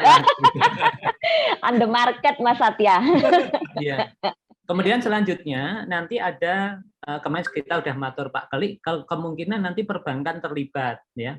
Pemodalan itu kan ada 2, pemodalan karena program pemerintah kayak bantuan UKM, juga ada pemodalan dalam arti dari perbankan atau bahkan pemodalan dari swasta. Kemarin Pak Keli minta ada beberapa swasta mau terlibat, misalnya bisa jadi akan memberikan CSR atau apa untuk ini ya UKM. Nah ini nanti coba dikemas sendiri Mbak mengenai pemodalan karena di balik itu ada problem sebenarnya. Ya, Mas Satya pasti tahu problem utamanya sedikit UKM punya kemampuan finansial, tata kelola finansial yang baik. Itu harus diakui. Ya harus kita akui. Nah, ini yang perlu dilakukan, jangan sampai nanti menyodorkan proposal atau melihatkan tentang finansialnya UKM itu kurang baik. Nah, mungkin tapi itu setidaknya ada angin segar ya Pak untuk UMKM yang memang benar-benar pengen global gitu, go global seperti yang sudah dilakukan oleh Pak Satya ya, Pak Eka. Betul Bu, Mbak Dewi. Yang terakhir bahkan banyak yang sudah pakai satu paket. Contohnya ya, katakanlah bank itu kalau turun ke UKM ya modali, yang ya juga memberikan layanan transaksi, dan yang ketiga piranti digitalnya dipermudah. Misalnya kita kenal penggunaan QRIS, ya kemudian e-banking yang bisa keluar, terus mendaftarkan kemana Mas Satya, PayPal itu juga ada ya. PayPal ya, betul Pak. Ya. Itu Mbak Dewi. Oke, Pak Eka, ini Dewi mau kembali lagi mungkin nanti ke Pak Satya juga ya. Sejauh ini Pak pendampingan UMKM, kalau boleh di-share pesertanya dari segi usia, gender, dinamikanya seperti apa sih Pak Eka? Lebih banyak yang putri atau yang kakung? Usianya berapa Pak Eka? Iya, begini Mbak. UKM yang pendampingan digital yang maaf ya, semoga ada di sini ya. Nah, ini kan kegiatannya tadi ya, rangkumannya seperti ini ya, supaya hemat waktu. Ya, ini yang nyusun ini Mbak Dewi dan kawan-kawan ini. Ya. Jadi Mbak Dewi Ciptaningrum basisnya ya. sekarang, ini yang nyusun ini. Saat ini karena bisnya berbasis pada wilayah, ya, belum sektor ya Mas Satya ya. Sektor itu begini, misalnya UKM sektor batik, UKM sektor kuliner itu tidak seperti itu, belum ke sana ya. Okay. Saat ini masih wilayah, yaitu kampung-kampung yang sudah diberikan internet oleh Pemkot, sehingga kalau kita lihat di sini akhirnya UKM apapun yang berminat ini bisa ikut pelatihan, ya gitu. Mulai dari jualan gorengan, mungkin bisa jadi jasa tambal ban gitu ya. Jangan salah loh Mbak Dewi, tambal ban itu ketika di online kan itu rata-rata bisa 8 tambal ban per hari. Wah, tapi itu murni karena memang bocor secara alamiah ya Pak ya? Enggak, bukan begitu. Bukan begitu. Karena internet itu bekerja dengan data. Data menunjukkan rata-rata rumah kan pasti punya lebih dari 2 sepeda motor, betul enggak? Iya. Ya, atau 2 sepeda motor. Sehingga kalau satunya bocor, dia ganti yang satu, dia akan menghubungi untuk itu ditambal gitu. Jadi basisnya itu data. Oke. Ya, ini transformasinya ya. Jadi semua UKM termasuk Mas Satya itu pasti bekerja dengan data. Ya, pasar Suez, pasar mana gitulah. Kayak pertemuan sebelumnya Mas Raditya yang sebelumnya kan bekerja dengan market research untuk beberapa dessert untuk makanan ya seperti itu. Ini yang menarik itu Mbak. Berarti jadi kemungkinan sangat data. Jadi ini ternyata memang menarik sekali Pak, bahwa kemungkinan UMKM untuk go global, go digital ini sangat besar dan pangsa pasarnya selalu ada ya Pak ya? Iya. Nah, iya. Jadi pangsa pasarnya ada. Untuk usia tadi ya, sedikit ini terakhir aja. Untuk usia akhirnya beragam, karena bisnya pendaftarannya adalah di kampung itu yang sudah melakukan usaha. Jadi selama ini ya ibu-ibu ada, yang remaja ada, kemudian yang sepuh, yang orang tua juga ada. Ya, gitu dulu Mbak Dewi. Terima kasih. Pak Eka, ini boleh ya pertanyaan dari para peserta yang sudah bergabung di Zoom ini. Ternyata sudah banyak sekali. Salah satunya untuk Pak Eka. Pak Eka, apakah ada pelatihan untuk pengetahuan penggunaan sosmed untuk UMKM dan UKM, dan bagaimana cara agar daerah saya bisa mengikuti pelatihan itu? Gimana Pak Eka? Daerahnya mana ya Mbak ya itu? Itu tidak dituliskan sih Pak, cuman secara garis besar apakah bisa mendaftarkan jika memang daerahnya belum ada di roadmap yang disusun oleh Dinas Kominfosan Pak Eka? Oke. Kalau programnya dari nanti bisa dibantu Mas Tri ya dari Kominfo. Kalau programnya dari Dinas Kominfo Kota Jogja, ya pelatihan itu nanti biasanya diurutkan berdasarkan kampung, ya. Tetapi begini, walaupun katakanlah kampung Tamanan itu kampung Taman Sari itu loh Mbak Dewi, ke Taman Sari. Nah itu nanti 4 pelatihan yang dilakukan ya termasuk Google, sosial media lain itu nanti juga di open untuk secara umum ya. Bahkan banyak kok yang ikut dari luar Jogja itu. Baik. Ya. Ini yang join Zoom juga Dewi barusan tahu. Ya. Mungkin yang nanti bisa dibantu oleh Dinas Kominfo. Baik. Kedepannya itu nanti mungkin bisa diumumkan pelatihan pendampingannya di luar WhatsApp, mungkin seperti itu nanti. Oke, jadi selalu akan terbuka ya. Iya, terbuka. Iya. ini juga yang join Zoom ternyata juga bukan hanya dari Yogyakarta, ternyata Pak Eka dan Pak Satya ini ada yang dari Semarang juga, ada yang dari Solo juga. Selamat siang, terima kasih sudah bergabung. Dan untuk Anda yang sudah join di Zoom, ini ada kejutan juga dari Pak Satya. Ternyata untuk penanya yang beruntung, 4 orang penanya yang beruntung akan mendapatkan bingkisan batik dari Pak Satya ya, dibagi nanti untuk 2 putra dan 2 orang yang putri. Dua putra, dua putri. Ya, betul, Mbak. Ya, betul ya. Oke, ini mungkin saya mau beralih dulu ke Pak Satya. Pak Satya, ini ternyata pertanyaannya banyak sekali yang sudah ada di kolom chat. Boleh dijawab satu persatu mungkin ya Pak Satya ya. Pak Satya, benarkah masyarakat Eropa lebih suka warna batik yang cerah? Nah, ini kan berarti kita berbicara tentang psikologi konsumen. Apakah benar hal itu, Pak Satya? Iya, warna batik yang cerah, motifnya mungkin yang mudah dipahami oleh mereka. Mereka kadang suka motif-motif batik, tapi kalau motifnya terlalu rumit, itu kadang mereka malah bingung untuk memahami. Jadi ini gambar apa? Mereka lebih suka pada gambar-gambar yang mudah dipahami, ditangkap oleh budaya mereka seperti itu. Untuk warna-warna, kebanyakan memang warna-warnanya cerah, soft, kalem, walaupun ada juga yang suka warna bright, tapi rata-rata yang saya lihat warna cerah, betul tadi Mbak Dewi. Warna cerah ya. Baik, terima kasih untuk yang sudah bergabung di kolom chat. Masih untuk Pak Satya, Pak. Kenapa sih pilihannya toko-toko online yang ada di luar seperti misalnya Etsy gitu sih Pak Satya, kenapa tidak memilih untuk memasarkan dengan toko-toko lokal yang ada di Indonesia, Pak Satya? Iya. Kenapa saya milih toko luar? Karena pertama, alhamdulillah sekarang ada dari PT Pos itu pengiriman keluar itu cukup murah dan kita bisa mengakses untuk biayanya, umpamanya kirim ke, contohnya aja ya, kita ambil contoh pengiriman untuk 1 lembar batik dengan berat kurang lebih sekitar nggak sampai 1 kilo ya, kurang lebih 500 gram. Itu ke Amerika biayanya sekitar antara 200 sampai 300. Rp1.000 ya? Rp1.000, betul. Okay. Terus ke Belanda lebih mahal dikit, mungkin sekitar 400 malahan. Ke Saudi 500. Nah, tapi keluar itu karena mereka kan kursnya pakai dolar. Kursnya dolar. Jadi nilai segitu tuh bagi mereka pengiriman tuh ini masih kecil lah seperti itu. Apalagi produknya itu kita jual dengan harga umpamanya harga dasar ya 500, kita bisa masih ngambil untung umpamanya 250.000. 500.000 itu bagi mereka kalau udah dikurskan ke mata uang mereka itu masih kecil. Walaupun lagi nanti ditambah pengiriman, walaupun nanti masih ditambah fee yang harus kita berikan ke ini, bagi mereka masih kecil.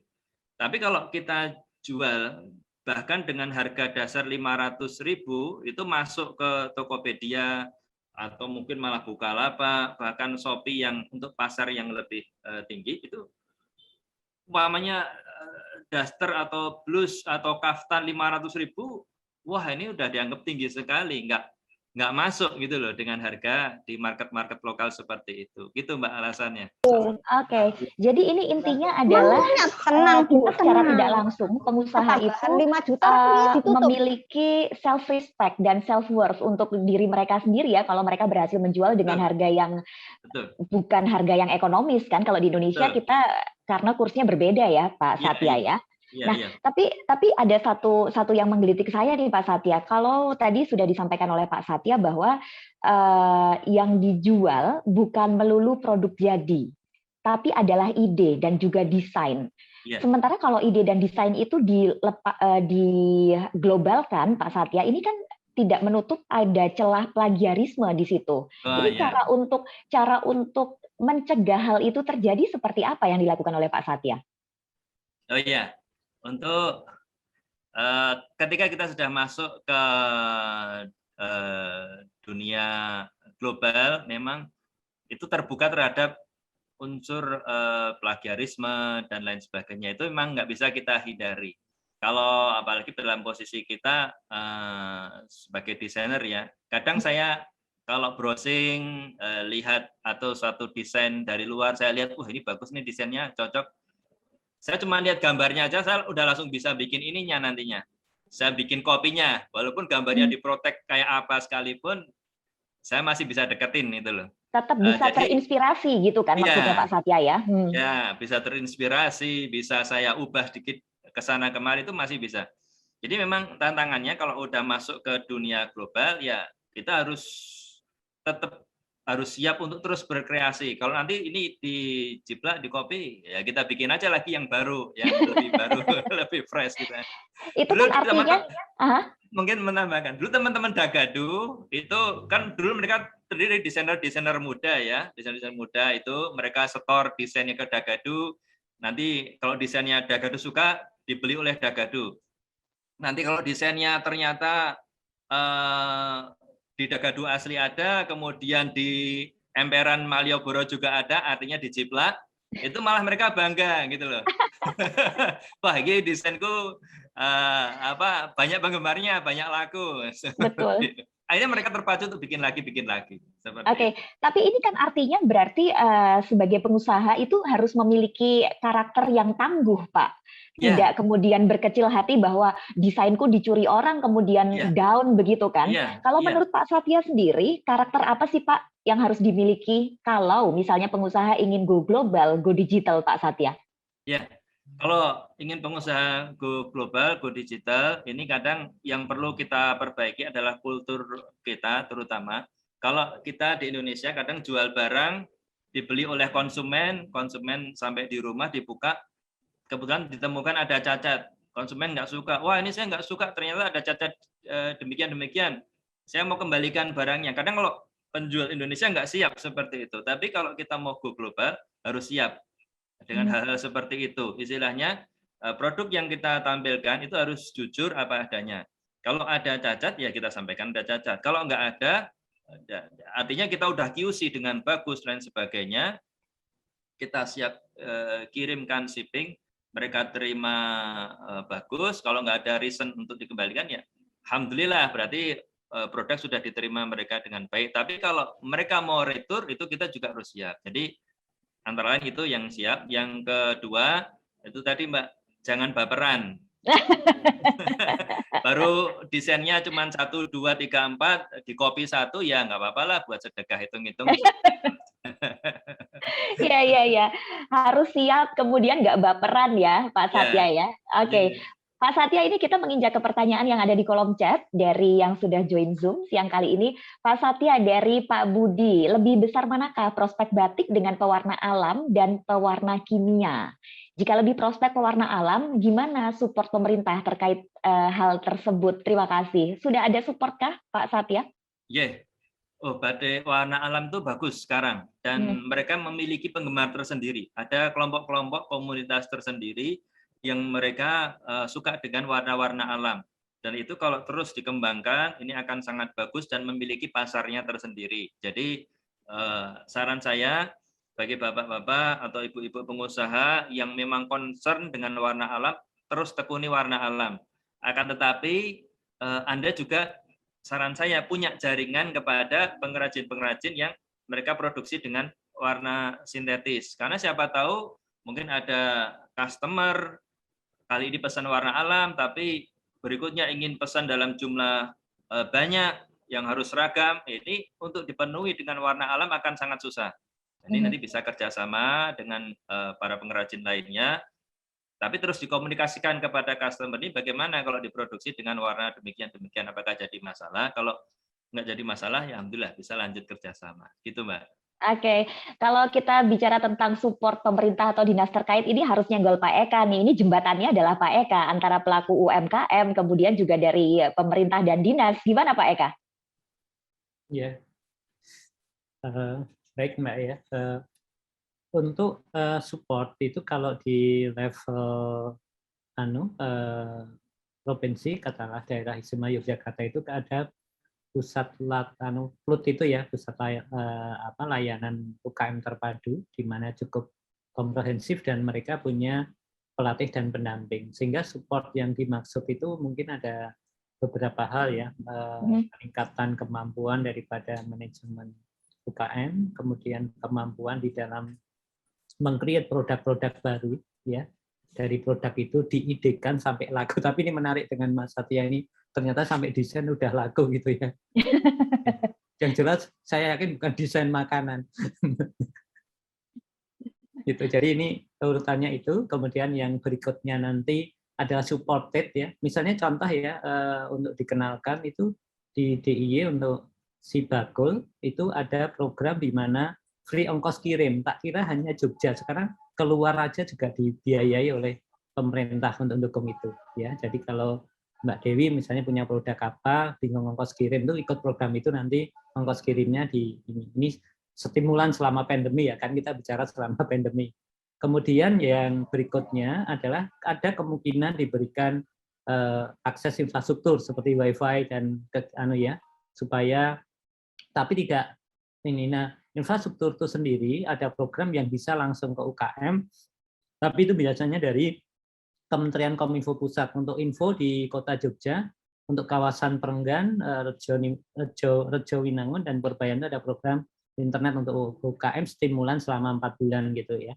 Seperti itu. Kemudian yang terakhir juga ada kemungkinan pemerintah itu menyediakan platform sendiri untuk UKM ya. Kalau di Jogja pakai Jogja Smart Service, kemudian di Sleman ada Sleman Mart, kemudian untuk DIY ada namanya Sibagul. Kemudian nanti nasional saya nggak tahu apa lagi. Kemudian yang terakhir juga kemungkinan skema-skema untuk diikutkan program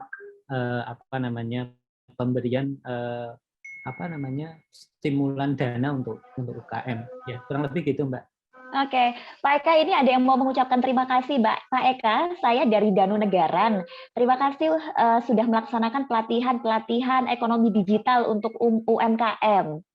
Ternyata sudah ada yang merasakan manfaatnya dari Danu Negaran, Pak Eka. Ya, alhamdulillah, Mbak. Ya, alhamdulillah. Dan ini masih akan terus berlanjut ya, Pak Eka ya? Iya, terus berlanjut. Iya, baik. Ada satu lagi sebelum kita harus mengakhiri sesi di siang kali ini untuk Pak Satya. Pak Satya tadi ada yang nanya, apakah batik ini memungkinkan untuk dibuat jersey dan apakah Pak Satya ini sudah membuat desainnya? Monggo Pak Satya. Masih mute Pak.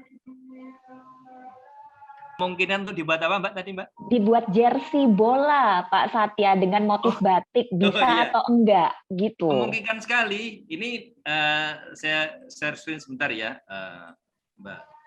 Izin Mbak Eka, Mbak Dewi. Ya, monggo. Ini kalau di luar itu sudah malah dalam bentuk. Nah ini contohnya ya. Ini saya cuma ngirim gambar motif, terus kemudian dari pihak Redbubble ini yang termasuk untuk jualan ide, konten kreator, tapi untuk yang pasar luar itu saya cuma kirim gambar, kemudian mereka memproyeksikan kepada model-modelnya. Ini nanti ada contoh model. Nah seperti ini.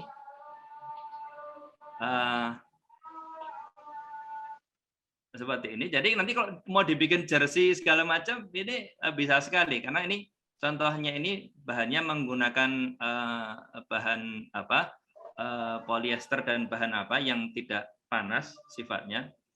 Ini untuk di luar. Dan untuk yang lokal nanti jika di toko mini juga ada. Nanti wujudnya itu sudah bisa jadi kaos dan lain sebagainya. Jadi intinya bisa itu Mbak, seperti itu. Oke, jadi semoga pertanyaannya terjawab ya tadi. Ternyata batik ini bisa dikembangkan menjadi apapun ya, mau jadi masker, mau jadi tas, mau jadi desain tumbler, itu semuanya bisa tergantung pemilihan desain dan motif dan bahan aja ya. Oke, ini berikutnya pertanyaan mungkin buat Pak Satya dan Pak Eka. Ini dari Mbak Laksmi Asanti ya, beliau dari Semarang ternyata Pak Eka dan Pak Satya. Izin bertanya, bagaimana cara bersaing dengan brand lain yang sudah besar namanya, Pak? Kadang kita secara model dan desain sudah menarik, tapi kalah saing dengan brand besar. Terima kasih. Coba Pak Satya dulu deh kayaknya yang berkecimpung di dunia ini. Iya. Kalau saya sih intinya brand besar sejak dari dulu sudah ada ya. Waktu saya berdiri itu untuk brand-brand itu batik memang belum banyak. Tapi brand-brand besar seperti Danar Hadi dan lain sebagainya itu sudah ada. Bagi saya tetap kita produksi, tetap kita berusaha. Justru dengan adanya brand-brand besar itu bisa memacu kita untuk terus mengupgrade diri kita. Akan tetapi kita harus punya karakter. Jangan sampai kemudian karena kita suka saya suka dengan Iwan Tirta, kemudian saya akan copy beliau habis-habisan. Tidak, tapi saya suka beliau, saya ambil konsep-konsep desainnya, pokok-pokoknya seperti apa, lalu saya kembangkan untuk desain produk saya sendiri dengan style dan gaya saya sendiri. Nah, ini akan menjadikan Anda khusus, spesifik. Jadi orang akan mencari Anda justru karena keunikan Anda. Jadi bedakan dengan kalau brand besar mereka bikin ini, kita bikin batik juga tapi dengan ciri identitas yang kita miliki. Gitu Mbak menurut saya. Oke, intinya uniqueness ya Pak. Kita punya guideline dari keunikan kita. Nah, itu yang akan terus jadi panduan. Nah, ini berpindah dulu ke Pak Eka. Pak Eka, kalau kita bicara tentang bersaing dengan brand besar, apa sih Pak celah yang bisa dikulik dari sisi teknologinya Pak? Apakah pemasarannya harus lebih dengan kearifan lokal atau seperti apa Pak Eka? Oke, Mbak. Begini, kalau pernah membaca buku bagus judulnya The Long Tail, ekor panjang, ya, dinosaurus, ya, ada perubahan yang menarik di kata-kata yang ada di situ, ya. Jadi kata-kata yang menarik itu hebatnya televisi itu bisa menyajikan informasi dan dikirim ke segala arah, ke semua pemirsa. Tapi televisi itu nggak pernah bisa sebaliknya sebenarnya. Dari pemirsa kepada segala arah yang sebaliknya. Betul nggak Mbak Dewi? Betul Pak. Iya, aktivitas ya. Maka di sini The Long Tail itu buku wajib kalau kita mau kerja di Yahoo, Google itu wajib dibaca, ini filosofis. Sehingga market tuh jadi panjang. Kalau long tail itu gambarnya waktu dinosaurus, yang paling besar itu yang mampu membeli iklan di televisi, yang ekor itu adalah yang mencari pasar-pasar spesifik tadi. Ya, bisa memahami ya. Jadi untuk melawan brand besar, maka yang dilakukan sekarang adalah mengelola pasar-pasar spesifik dengan satu ide-ide desain tertentu di mana internet ini mampu untuk menjangkaunya. Sehingga ketika kita melatih di dalam pelatihan ini, sebenarnya bukan sekedar bagaimana menawarkan di internet, tapi lebih jauh bagaimana informasi itu bekerja. Ya, bagaimana informasi itu bekerja itu penting. Misalnya ambil contoh, ya, ada brand besar, tapi di diskusi kita kemarin yang menarik, ternyata begitu Mas Satya atau mungkin saya ya, atau bilang aku itu dari Jogja punya produk batik, itu saja sudah mengangkat toh ya. Oh, batik dari Jogja. Terus Pak, betul sekali. Betul ya Pak ya, Mas Satya ya. Kedua, orang dari Cirebon ngangkat kembali batik dari Cirebon. Maka di sini efek long tail tadi itu yang harus kita mainkan, karena dengan 173 juta untuk Indonesia dan sekian miliar di dunia, masa nggak ada yang nyangkut kurang lebih seperti itu. Ya, misalnya contoh untuk kita pelatihan pendampingan difabel, sudah batik yang membuat tunanetra itu unik loh Mbak. Saya pernah kaget kok pas gambar ini kurang kuning loh, kok ngerti aku bilang gitu. Kok kurang kuning, tadinya bilang begitu. Ini contoh ya. Ya, ini contoh di mana ternyata jadi sekali lagi ada beberapa hal ya. Pertama, memastikan informasi kita itu bekerja, maka kita harus memahami audiens atau pasarnya, pilihan daripada platform ya. Apakah tadi ya Mas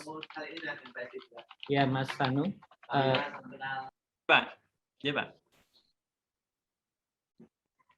Ya, baik. Pak Eka dan Pak Satya dan juga semua partisipan yang sudah join Zoom di siang kali ini ya, Rabu 3 November 2021. Gelar bicara UMKM Go Digital sesi yang ketiga, bangkit di masa pandemi. Matur nuwun Pak Satya dan juga Pak Eka yang sudah memberikan pencerahan dan juga informasi. Ini ilmunya banyak banget. Tapi sebelum kita menutup sesi di siang kali ini, mungkin saya boleh nanya dulu ke Pak Satya dan Pak Eka. Pak Satya dulu yang pertama ya. menurut Pak Satya, idealnya UMKM di era digital itu seperti apa, Pak Satya? Ya, idealnya UMKM di era digital, ya UMKM yang mampu terus belajar, mau adaptif terhadap segala perkembangan. Karena terus terang, saya introspeksi ke dalam diri saya sendiri, kepada usaha kami sendiri. Sebelum masa pandemi, itu saya sudah merasa puas diri cukup dengan adanya toko offline. Karena Jogja banyak wisatawan, banyak kunjungan, saya mengandalkan dari itu. Saya sudah ada kepikiran untuk melakukan membuat toko online, memasarkan secara online, akan tetapi selalu tertunda-tunda. Tapi dengan adanya pandemi ini, seolah kita jadi mau nggak mau dipaksa, dipercepat. Karena ya ternyata seperti inilah masa depan nantinya. Jadi orang mau bikin batik, nggak harus datang ke toko batik, cukup milih-milih motif sesuai, dia pingin model apa, tinggal print, nanti batiknya akan dikirim. Seperti itu. Dia pingin, saya pingin bikin mug, motifnya ini, tinggal klik, setuju, bayar, nanti dikirim batik yang diaplikasikan pada mug atau pada jersey dan lain sebagainya. Inilah masa depan seperti ini.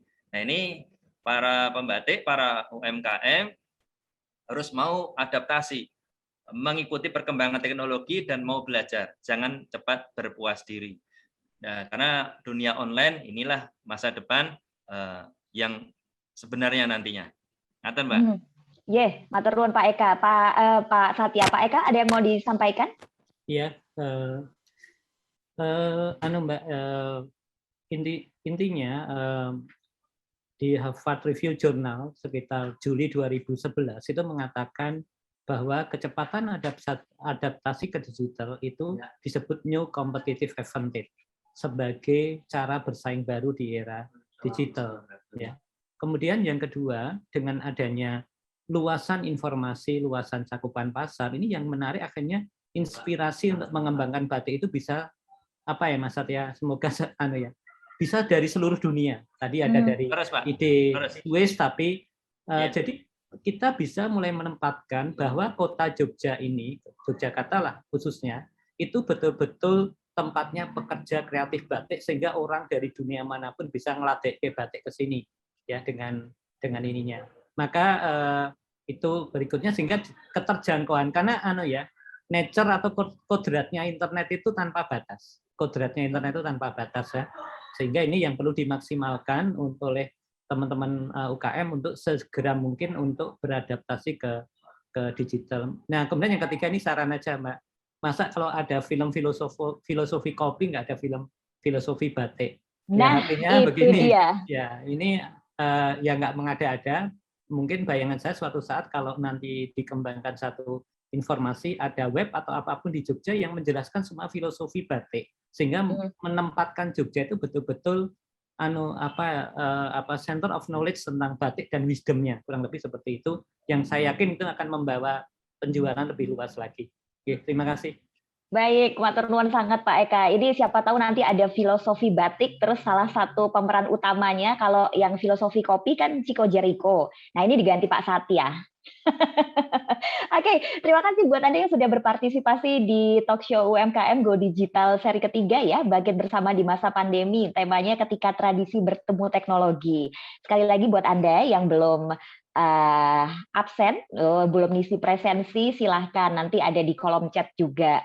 Karena sesaat lagi Pak Satya akan mengundi siapa 4 orang yang beruntung untuk mendapatkan bingkisan batik dari Harumi Batik. Monggo Pak Satya boleh dicari siapa kira-kira yang beruntung di siang kali ini. Silahkan.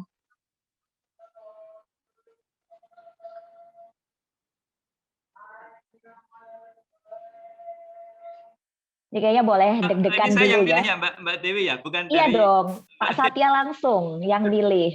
Ini biar pada deg-degan. Ditampilkan dulu mungkin boleh semua wajahnya, videonya di-on-kan. Ada yang sudah berharap semoga saya gitu. Nanti diundinya dari wajah yang muncul ya Pak Satya ya. Kalau kameranya nggak on, mohon maaf, kayaknya di-skip. Ini dia caranya tuh kayak gitu. Oh, gitu ya caranya ya. Iya dong. Semuanya sudah lengkap. Monggo. 2 orang putri dan 2 orang kakung yang beruntung untuk mendapatkan bingkisan dari Batik Harumi. MC nggak boleh ya Pak? Nanti Mbak Dewi Tetap ada loh ya. sendiri nanti Mbak Dewi. Oh ya, dapat batik Padmanaba ya, karena kita satu alumni nih Pak Satya. Baik, di sini yang on. Waduh, udah banyak ya ternyata ya. Banyak Pak, langsung nyala semua kameranya. Nah, ini kok saya yang milih ya, jadi mati. Langsung ditodong, udah ngasih bingkisan, milih lagi Pak. Ya, yang untuk yang putri dulu ya, karena putri duluan. Di sini ada Bu Sita. Wah, selamat untuk Bu Sita. Bu Sita, Bu Dokter Gigi Sita, ya. Selamat Ibu Dokter Gigi Sita. Masya Allah, Nanti terima alamatnya kasih. dikirim kemana, Mbak? Mbak, dikirim kemana, Mbak Dewi, alamatnya? Nanti dikirim ke tim Kominfo aja kali ya, Mbak Dewi Ciptaningrum, boleh ya nanti menerima alamat pengiriman ya. Yang siap. Nanti mungkin Bu Dokter Gigi bisa japri langsung kami atau aja. teman-teman diberikan call centernya Kominfo ya di chat. Ya, berikutnya cepat aja ya. Mbak Bu Laksmi.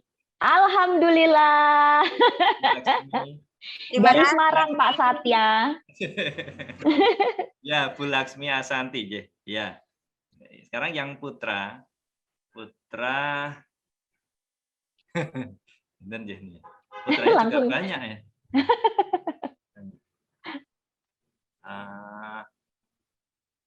Saya tuh nggak enakan ya orangnya. Nanti kalau nggak enakan bingkisannya lebih banyak lagi Pak Satya. Oh iya, ya harapnya seperti itu. Ininya lebih banyak, jadi yang bisa saya bagikan lebih banyak. Pak, ini tadi ada dari panitia saya, manajer saya yang bisiki. Yang pertama ke Pak Budi. Alhamdulillah, Pak Budi. Legowo. Pak Budi Legowo ya. Ya, Pak Budi Legowo. Selamat Bapak. Yang berikutnya, syukur karena ada size-nya ya Pak ya. Iya. Ukuran tinggi dan berat badan. Soalnya berupa baju yang putra. Oh iya. Supaya nggak kekecilan atau terlalu besar ya. Yang berikutnya Mas Mario. Oke, selamat untuk Mas Mario. Itu ya Pak ya, 4. Alhamdulillah, iya. Baik, matur nuwun sangat Pak Satya. Dan juga terima kasih untuk para peserta Zoom ya yang sudah join di siang kali ini. Jangan lupa minggu depan kita akan ketemu lagi di gelar bicara UMKM Go Digital. Kali ini minggu depan akan ada sesi keempat di tanggal 10 November 2021 di pukul 9.30 pagi. Dan narasumber yang akan hadir ini ada Pak Yoyo selaku owner Spesial Sambal. Ya, jangan lewatkan acara yang menarik ini. Dan satu lagi yang ingin Dewi sampaikan untuk Anda semua peserta dan juga yang sudah join Zoom di siang kali ini, punya mimpi itu mudah, tapi memang mewujudkannya sulit. Namun, tidak ada hal yang mustahil jika kita mau mewujudkannya. Akhir kata, selamat melanjutkan aktivitas. Saya Dewi Gunarto. Selamat siang. Selamat siang, Mbak Dewi. Selamat siang. Terima kasih. Selamat siang.